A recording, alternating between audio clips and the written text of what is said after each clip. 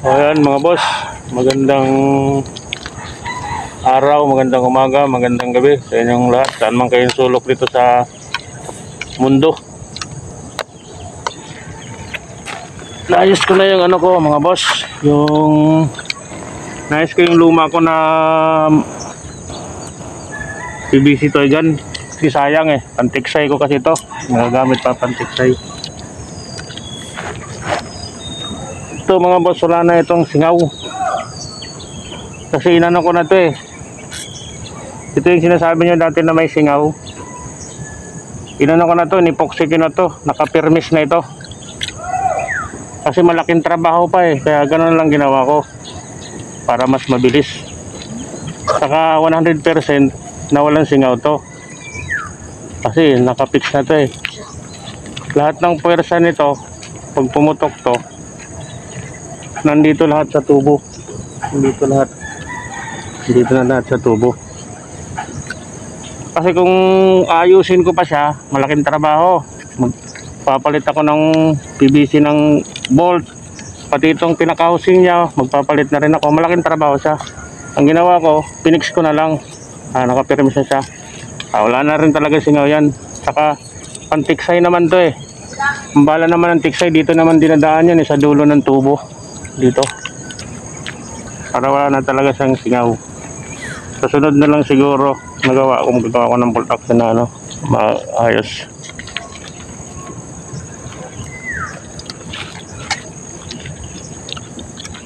Temporary ganito lang muna, hindi ko muna pininturahan kasi nga baka magkaroon pa ng aberya, masayang yung pintura. Bago pinturahan to, lilihain pa to mga boss, liha para malinis, matanggal yung mga buo-buo, niya. So nakapix na to, malaking trabaho pa kasi.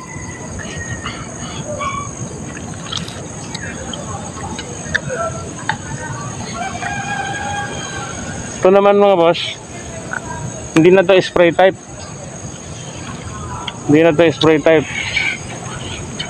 ginawa ko na rin siyang alcohol pump. Ito, alcohol pump siya. Yan, nakapix na siya, ngayon ang tanong, nakapix na yan, nakapix din dito. Ang tanong, saan natin dadaan ng alcohol? Kasi walang dugtong yan, walang dugtong yan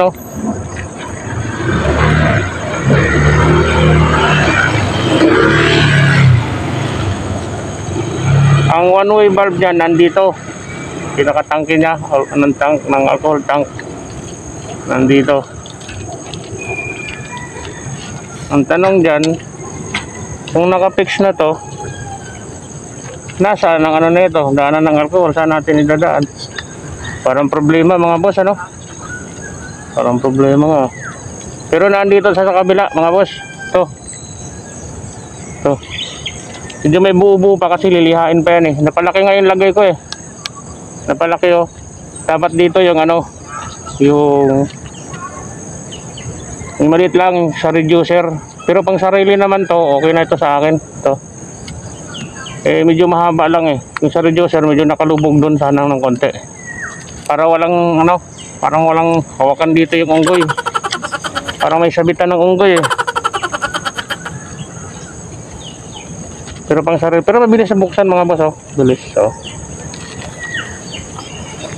pero dapat talaga to yung reducer na maliit para hindi masyadong mahaba usli, pero pang sarili naman okay naman to, saka mas mabilis buksan.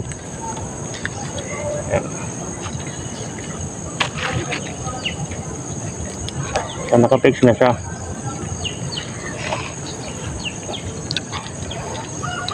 Ang one-way valve nito nasa loob, kaya ang gawin nyo, ganda nyo ng lagay, bago nyo ilagay yung bilog yun, yung mga singit nun, lagyan nyo muna ng yung powder ng pinaglagayan ng PVC, tapos pagkalagay nyo ng super glue, mas marami, mas maganda. Huwag nyo lang punuin kasi baka wala na malagay ng alcohol. Tapos saka epoxyhin para hindi lang sa epoxy tumibay, umasa. Meron siyang super glue at saka yung powder na kasi parang Tinikit niya ng gusto yun eh. Parang wini-welding yung kapwa niya PVC nun. Para silyado talaga siya. Eh, super glue, mainit nga sa kamay yun, di ba? Para paglagay ng ano, nung pag napix na yan, lagay na ng epoxy yun. Pero kailangan may super glue at saka yung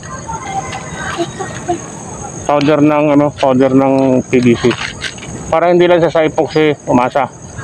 Wala naman ang hangin na matitira dito na papasok kasi tutulak dito. Ito lang persado niyan sa loob. Kasi may itatrap agad siya ng one-way valve sa loob. Kaya hindi naman masyadong persado dito. Ito yung kay bakit ganito ang ginamit ko. Pwede naman, bakit hindi na lang yung alcohol pump na isa. Bakit ito ang ginamit?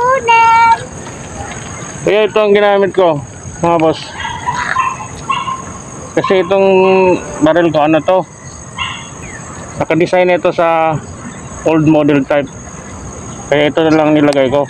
Kasi kung yung malaking lagay ko dito, yung mataba, baka hindi bumagay. Kasi old model type nga ito eh. Baka hindi bumagay, baka mangyari sa kanya, aywan. Ay mahalaki na yun, mataba pa, mahaba pa. Baka hindi bumagay. Kaya ito nilagay ko. Ito yan ang ilagay ko. Nandun sa bahay nilagay ko. Ito na lang para bumagay siya. Kasi pag yung malaki nga ang nilagay ko, baka aywan kalabasan nito. Kaya hindi bumagay. Kasi mataba na yun eh. Mahaba pa. Tapos ganyan pang hawak mo. Ito. Ito naman, mga boss. Itong ano na to. Itong orange na to. Hanggang dito talaga yan para makover to dito. Pag dumating ang panahon, nagpapalit ka ng wire, madali lang itong tanggalin tong orange. Kunting sikwat lang yan eh. Tapos itong ano, madali lang hugutin to, tanggalin lang konting epoxy. Madali lang hugutin to kung gusto mo na magpalit ng wire. Hanggang dito, gusto mo rin magpapalit nito. Yan. Pag nagpalit ka pagdating ng panahon na ano, magloko. Kasi gawa ka uli ng ganito, takip mo uli dito. Ito papalitan ko to hanggang dito to. Tapos ito kagawaan ko pa, magpinturahan.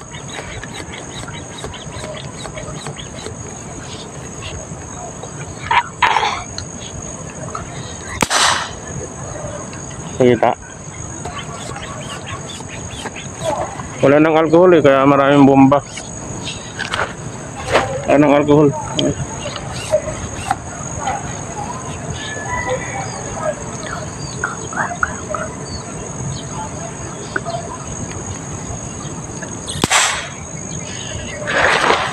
Pagkita ko yun natin mga sa bato.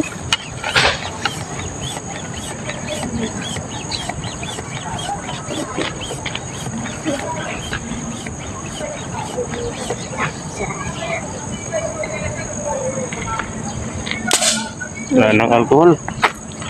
Bili pa. Wala rin akong bala mga boss eh. Order pa. Yan. Yan siya, hindi siya masyadong mataba. Simple lang. Yung mataba, ang hirap eh. Haba na mataba pa. Haba, tapos ganyan pang hawak ko. Baka hindi bumagay dito sa ano ko. Old model type ko na ano. Naka-design kasi itong barrel ko sa old model type. Baka hindi bumagay yun. Saka pantik sa ito, baka pagbomba ko ng ganun, sumagi pa dito sa sinulid. Ay, ito, oh, simple lang, ito lang, ganun lang, oh.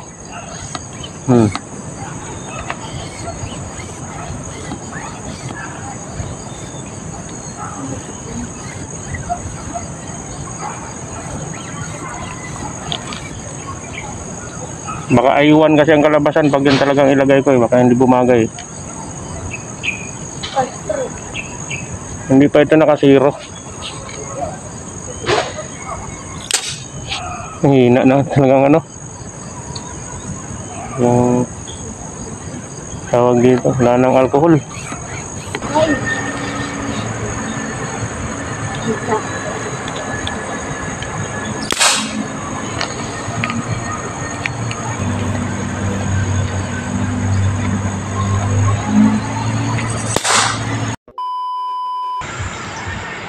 O yan mga boss, salamat sa inyo, salamat sa panonood.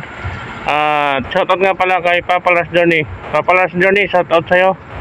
Ingat ka sa trabaho mo, ingat ka sa pagdadrive mo ng malaking bangka, sa pagtutourist guide mo sa Coron, Palawan. Ingat ka lagi. Salamat sa'yo. Mga boss, nagmamas ako kasi yung bagong bunot ang ngipin ko. Bungal ako sa baba. Ang ngipin ko. Sige mga boss, bye bye sa inyo. Maraming salamat. Hanggang sa muli.